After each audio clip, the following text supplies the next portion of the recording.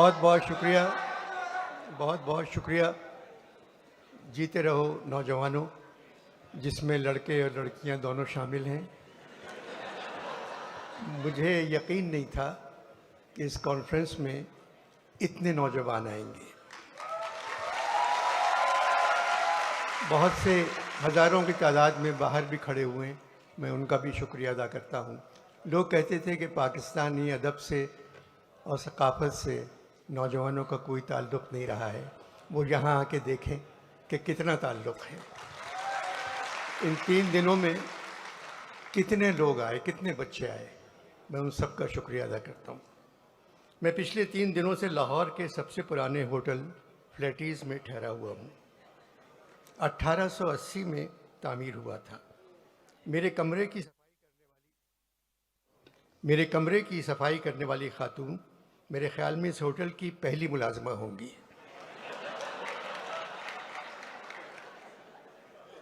आज सुबह मैंने उनसे कहा, आप जहमत न करें, आप कहाँ रहती हैं, मैं आकर आपके कमरे को साफ करूँगा।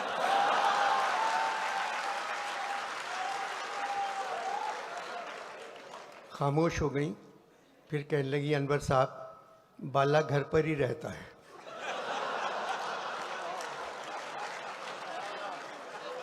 शायद मेरा खुलूस वो नहीं समझी।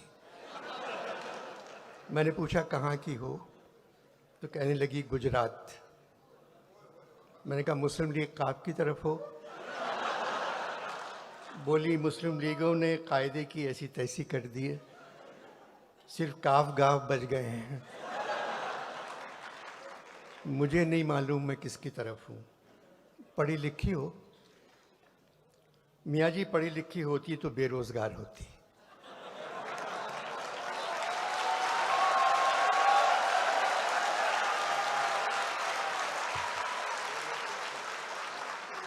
यहाँ तो तनख्वाह मिल जाती है। बहुत से लोग मेरे कमरे में फूलों के गुलदस्ते छोड़ गए थे। मैंने कहा आप सारे फूल ले जाएं। बोली बाला ज़िंदगी अजाब कर देगा, ये फूल किसने दिए हैं, यहीं रहने दें, ये कह के चली गई। लाहौर में फूलों के मौसम की आमद है, मगर यूँ लगता है लाहौर के दिल वाले इस दफ़ा फूलों से कहीं ज़्यादा इलेक्शन के खिलने का इंतज़ार कर रहे हैं।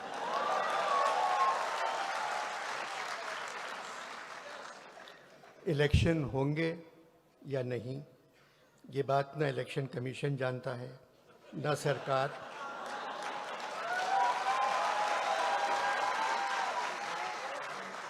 सरकार, ना अदालत, ना खुदा जानता है। सिर्फ फौज जानती है, मगर वो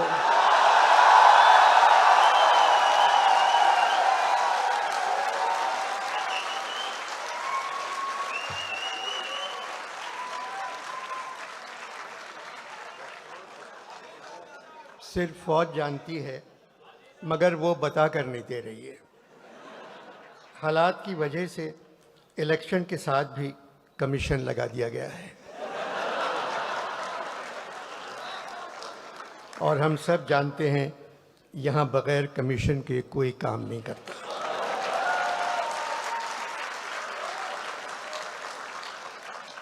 Pakistan literature festival, Karachi art council के सदर मोहम्मद अहमद शाह रंगीले नहीं हैं, बहुत अच्छे इंसान हैं, मज़दूरों से ज़्यादा काम करते हैं, हर सूबे के अदब को ज़िंदा रखना चाहते हैं, जो काम करना चाहते हैं कर गुज़रते हैं। शाह साहब के हाथ से माइक्रोफोन छीनना उतना ही मुश्किल है जैसे छोटे बच्चे के हाथ से झुनझुना।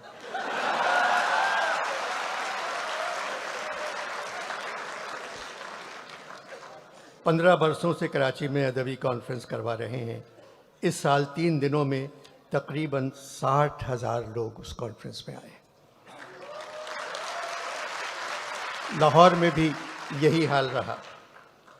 इन 3 दिनों में मैंने पंजाब के नौजवानों को देखा, आंखों में चमक, पेशानी पर रोशनी, चेहरे दरख्शां, हाथों में सेल फोन, मगर पेशानी पर रोशनी सेल फोन की नहीं थी। इनको देखकर मुझे ऐसा लगा पाकिस्तान का मुस्तकबिल रोशन है। इस कॉन्फ्रेंस में अदब पर बात हो रही है, हॉल नंबर 1 भरा हुआ है, लोग खड़े हुए हैं, जगह नहीं थी। कल्चर पर बात हो रही है, हॉल भरा हुआ है। मुसव्विरी, मूसीकी और तामीर पर बात हो रही है, हॉल भरा हुआ है। हालात हाजरा पर बात हो रही है, हॉल खाली है। 15-20 लोग बैठे हुए थे जिनके रिश्तेदार मौजूदा हुकूमत में हैं। 4-5 लोग ऐसे थे जिनका ताल्लुक फौज से है। जमहूरियत में जो भी हुकूमत हो, हमें उसकी इज्जत करना चाहिए, हमें उनकी हिफाजत करना चाहिए, क्योंकि वो हमारी हिफाजत नहीं करते। मगर हुकूमत जमहूरी है। हमारी फ़ौज बहुत ताकतवर है, इसलिए हर जमहूरियत में वज़ीर आज़म से लेकर सारे वज़ीर बच्चा जमहूरा बन जाते हैं। डुगडुगी हिलाकर कोई उनसे कहता है, ओए बच्चा जमहूरा खड़े हो जा, वो खड़े हो जाते हैं। ओए बच्चा जमहूरा अब चल, सब चले जाते हैं। बच्चा जमहूरा का तमाशा हम सड़कों पर 75 साल से देख रहे हैं। एक आदमी के हाथ में डुगडुगी, एक बंदर पर चादर पड़ी हुई। डुगडुगी बजाने वाला उससे जो कहता है बंदर वही करता है। एक थ्योरी है कि इंसान पहले बंदर था, मगर नई थ्योरी ये है पाकिस्तान में जमहूरी हुकूमत में इंसान से बंदर बन जाता है।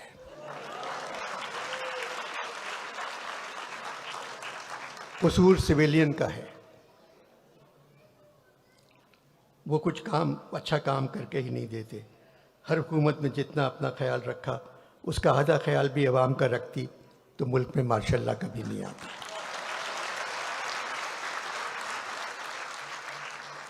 पचहत्तर बरसों में फ़ौज ने तकरीबन 35 बरस हम पर हुकूमत की है।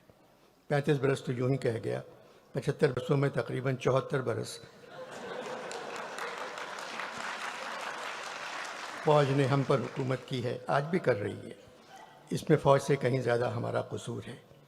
फ़ौज हमारी ज़रूरत है, मगर जमहूरी दौर में न जाने क्यों हम फ़ौज की ज़रूरत बन जाते हैं। जो सिपाही हुक्म के तहत कत्ल करता है या जो सरकारी मुलाजिम कवानीन की तकमील करवाने में किसी को अजियत पहुंचाता है, वो ख़ुद को ज़िम्मेदारी से आज़ाद समझता है कि हुक्म के नौकर हैं।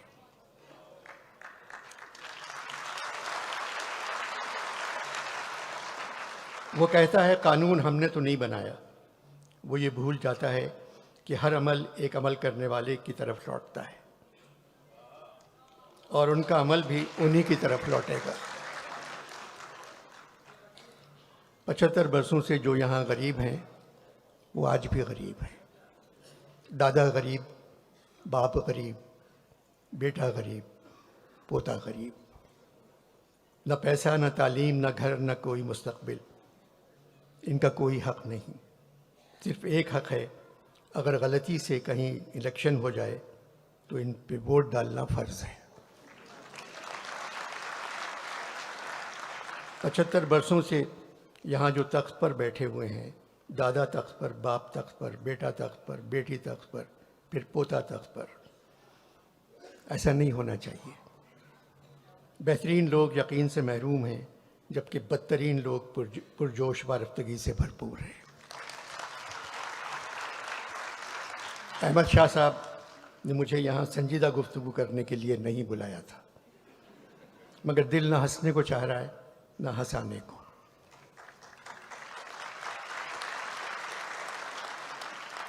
हिंदुस्तान में पठान ने तमाम रिकॉर्ड तोड़ दिए हैं। तारीखी कामयाबी। पाकिस्तान में पठान पर एफआईआर कटवाया।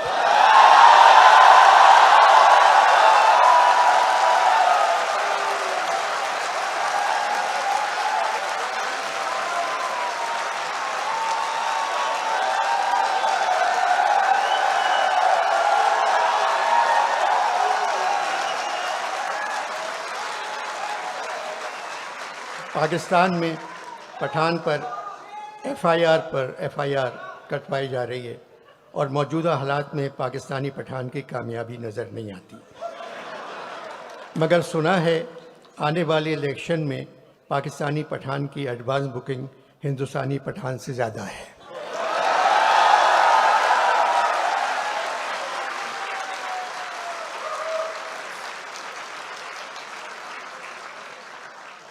मेरा वतन पाकिस्तान नमक पैदा करने वाले मुल्कों में दुनिया पे दूसरे नंबर पे आता है, लेकिन नमक हराम पैदा करने वालों में नंबर 1 है।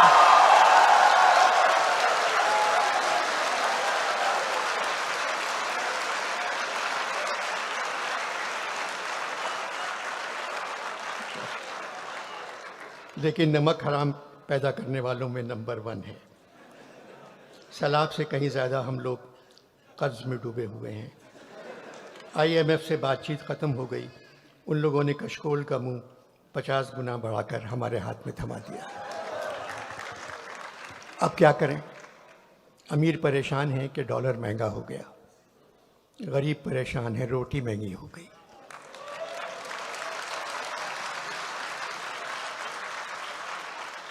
जो हाल इस वक्त पाकिस्तान के हर शहर का है, आगरे का भी यही हाल था।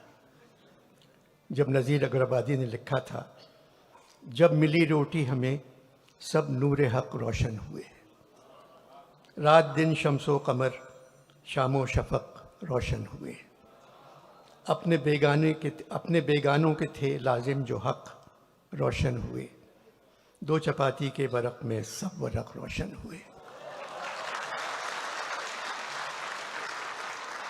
एक रकाबी में हमें 14 तबक रोशन हुए।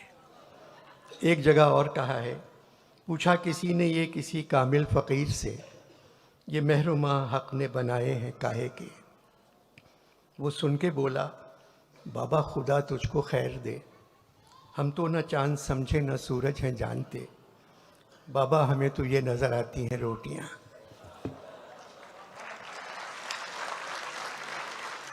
पचहत्तर सालों से जो भी हुकूमत आई, हमने सब्र से उसका मुकाबला किया, क्योंकि हमें ये कौल याद है कि शैतान भी भेस बदल कर काम करने में हमेशा कामयाब रहता है। हम तो सिर्फ खामोश बैठे तमाशा देखते रहते हैं, उस निशाने राह से दूर जिसकी आदत हो गई है। उस नुकसान का अंदाज़ा भी लगाने की हिम्मत नहीं रही जो हमको पहुंचने वाला है। मोहम्मद अहमद शाह की उर्दू से मोहब्बत उनको लाहौर ले आई। मैं पहले कह चुका हूं, कराची में 15 साल से ये कॉन्फ्रेंस हो रही है। शहर के हालात कुछ भी हों, कॉन्फ्रेंस जारी रहती है।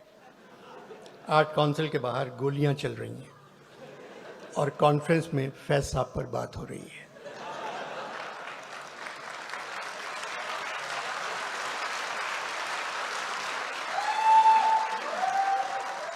आर्ट काउंसिल के बाहर गोलियां चल रही हैं और कॉन्फ्रेंस में फैज़ साहब पर बात हो रही है। मेरी जान नाच का गम न कर कि न जाने कातिबे वक्त ने, मेरी जान आज का गम न कर कि न जाने कातिबे वक्त ने, किसी अपने कलमे भी भूल कर कहीं लिख रही हूँ मुसर्रतें।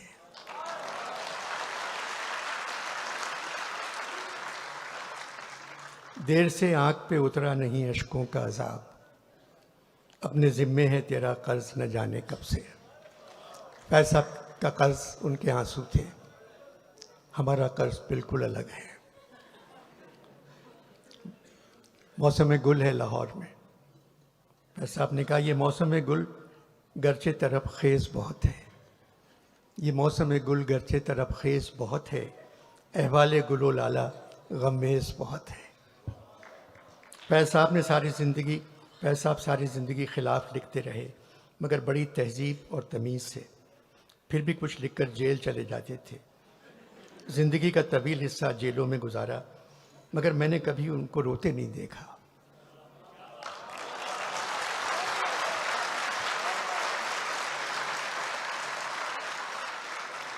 एक मुस्कुराहट चेहरे पर बिखरी हुई होती थी। कहते थे, मुस्कुराने के अलावा और क्या कर सकते हैं, न हम बदल सकते हैं न ये लोग बदलने के काबिल हैं। जबकि खुद फौज में कर्नल थे।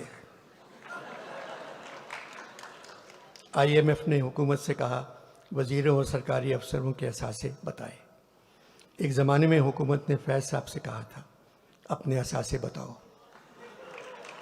तो फैज़ साहब ने कहा हम खस्ता तनों से मोहतसिबो, क्या माल मनाल का पूछते हो, जो उम्र से हमने भर पाया सब सामने लाए देते हैं।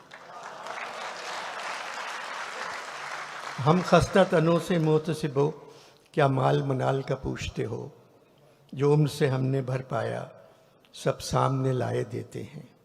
दामन में है मुश्ते खाके जिगर, सागर में है खूने हसरत मैं, लो हमने दामन झाड़ दिया, लो जाम उल्टाए देते हैं।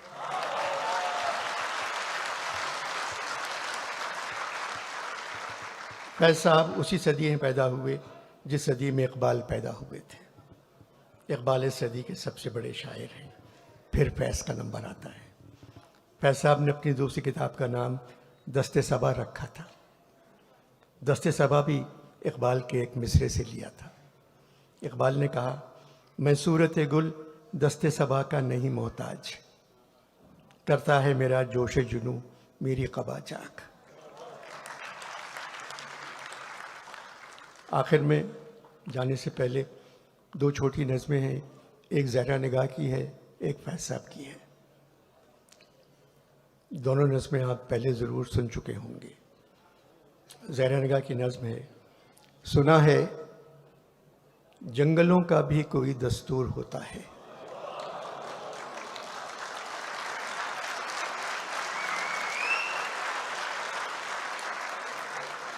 सुना है जंगलों का भी कोई दस्तूर होता है।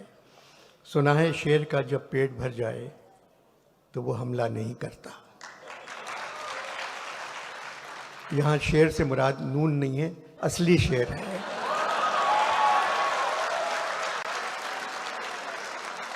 सुना है जंगलों का भी कोई दस्तूर होता है। सुना है शेर का जब पेट भर जाए तो वो हमला नहीं करता, दरख्तों की घनी छाँव में जाकर लेट जाता है। सुना है घोंसले से कोई बच्चा गिर पड़े तो सारा जंगल जाग जाता है। हवा के तेज झोंके जब दरख्तों को हिलाते हैं तो मैना अपने बच्चे छोड़कर कौवे के अंडों को परों से थाम लेती है। सुना है जंगलों का भी कोई दस्तूर होता है।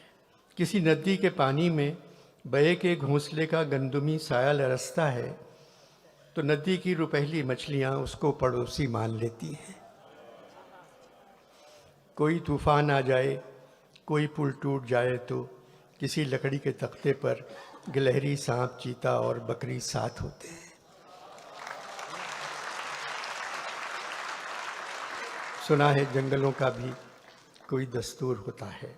खुदा बंदा जलीलो मोतबर दानाओ बीना मुनसिफो अकबर, मेरी इस सरजमी पर जंगलों ही का कोई दस्तूर नाफिज कर।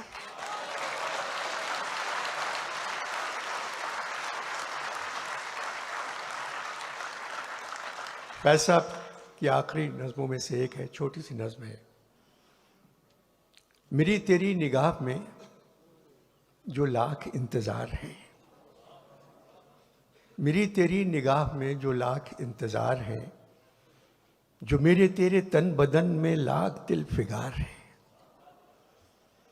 जो मेरी तेरी उंगलियों की बेबसी से सब कलम नज़ार हैं,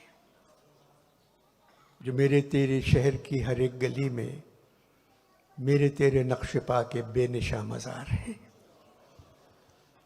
अब इसके बाद चाहे पर्शियन पोइट्री हो, चाहे फ्रेंच पोइट्री हो, अंग्रेज़ी हो, ये तशबीह आपको कहीं नहीं मिलेगी जो फैज़ साहब ने दी है। जो मेरी तेरी रात के सितारे ज़ख्म ज़ख्म हैं, सितारों के कोने निकले। जो मेरी तेरी रात के सितारे ज़ख्म ज़ख्म हैं, जो मेरी तेरी सुबह के गुलाब चाक चाक हैं। ये ज़ख्म सारे बेदवा, ये चाक सारे बेरुफू, किसी पे राख चांद की, किसी पे ओस का लहू, यह है भी या नहीं बता, यह है कि महज जाल है मेरे तुम्हारे अनकबूते वहम का बुना हुआ। अनकबूत मकड़ी के जाले को कहते, मेरे तुम्हारे अनकबूते वहम का बुना हुआ। जो है तो इसका क्या करें, नहीं है तो भी क्या करें, बता बता बता।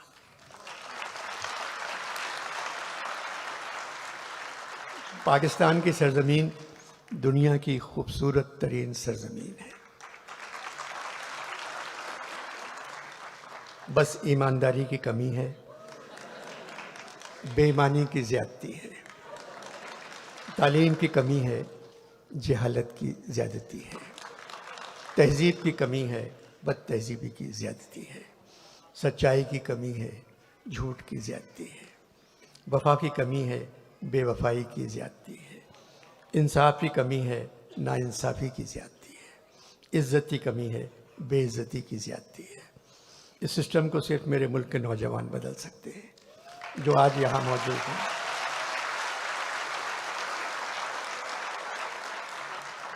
अमजद इस्लाम अमजद भी नौजवानों से यही कहते हुए चले गए, पाकिस्तान के नौजवान बज़्म जहाँ की रौनक हैं। नज़ीर ने कहा था, रहें वो लोग जो बज़्म जहाँ की रौनक हैं, हमारा क्या है अगर हम रहे रहे न रहे। पाकिस्तान जिंदाबाद।